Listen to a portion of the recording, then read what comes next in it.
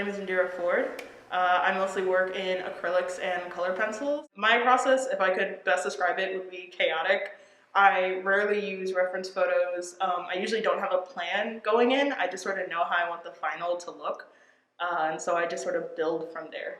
Every work in the show of mine are all ways that I see the human body, specifically the face, and ways that I can morph it in order to best reflect how I'm feeling in that time.